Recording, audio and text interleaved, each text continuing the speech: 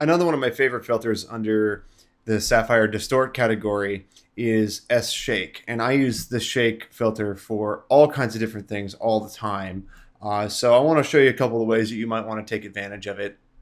I've got this sequence here of this mini going through the desert and the sand, and I have this close-up shot as it's coming near us, and maybe we want to shake the picture like the ground is vibrating, and I can use S Shake to create a very organic looking, very natural looking camera shake. And this applies not only for this, but for anything. You can create all different varieties of camera shake with S Shake. So that's why I really like it. It's flexible, it's very realistic looking, and the possibilities are really endless with shaking your picture.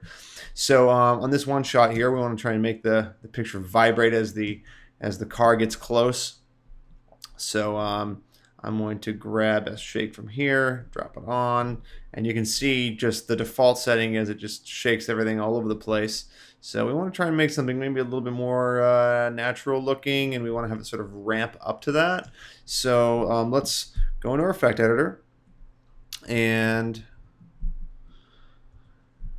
let's start by creating what we want the final result to be. So at the end of the clip, what should it look like? So maybe I'll bring the amplitude down a little bit. I'll bump up the frequency to, I don't know, 12, and play the seed. How's this look? Okay, maybe that's a little too big. Amplitude should maybe be like 0.3. Going for like a realistic shake here. Maybe 0.2, still too much amplitude. Okay, so that'll work. I like that. All right, so let's say well, we want it to be really vibrating a lot by the time we get toward the end of the clip. So let's set that as our ending keyframe, and then at our starting keyframe, let's say the amplitude is 0 and the frequency is 3. And let's see how that ramps up. You have a very natural camera shake. And if we bypass that, you can see what it looked like without it on there. It's a very smooth shot. We turn our camera shake on, and now it actually looks a little bit more exciting. Gives a little bit more energy to the picture. I want to show you another great way that you can utilize S Shake, and that is using the preset browser. So let's grab S Shake, I'll drop it on, open up my effect editor, and there's lots of great presets that are built in for us to use. So let's go to load preset, and the preset browser is going to load up. And we've got a lot of different kinds that we can pick from here. Beer goggles is really cool because we've got this. I'm going to use beer goggles because we've got the camera mounted on the side of this car, but if we give it movement that's sort of against the axis of how the car is moving, this will make it look really, really dizzy, really cool. So I'll load that guy up. Already you get this really cool counter-axis movement as he's going over the dunes, which I think is really neat. I want to point out a couple things here, though. Over in your effect editor, one of the parameters that you want to be aware of is wrap here, because as we're shaking the image, obviously we're going to start to see the edges of the image. So let me just turn wrap off so you can see what's actually happening here. In this example, you might not have even noticed it, which is good. But in this example, you can see that we're catching a little bit of the top of the picture here and the sides over there on the right hand side, and then whenever we get down here we're grabbing the bottom. But when you have your wrap parameter turned on to reflect, it actually looks very natural. And this one's tile, I don't want tile, I want reflect. It is just mirroring what's in the image into that black space. So if it's a fast shot, you really won't notice it, which is why in this case I think it works just fine. And you notice that I go back here, we're getting a little bit of that reflection up here.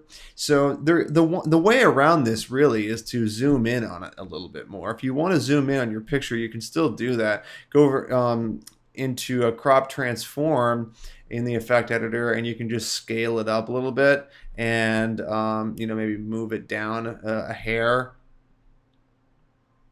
down or up, depending on which one looks best. But in this case, I'll go down. There we go. All right. And you would never guess, you'd never know, But that's shaking the picture, which I think is a lot cooler than just by itself. That's great, but turn it on and it's like, whoa, hello. Shake has a couple other great uses too. You can not only just shake the entire image, but you can shake the chroma values of the image as well. And there's different ways that you can shake them. So let's take a look a little bit closer at the effect editor and some of the options that we have here. So here's just the normal shake, right? Shaking the whole image. But we can change the style. We can change it to a twitchy shake, which sort of shakes it and then stops shaking it and then shakes it and then stops shaking it randomly. And you can change, you can play with the seed here that will change up when it shakes and how much it shakes. You can also do the jumpy shake, which is like a steady shake with like more abrupt shakes in between. So let's just stick with normal for now. Okay, and then let's look at how we can also shake the channels. So in your effect editor, you might want to bump up or bump down the different amplitudes for the different colors in the picture and see how that's affected. You can create some really neat effects by playing with the color amplitude and the color phase and the randomness.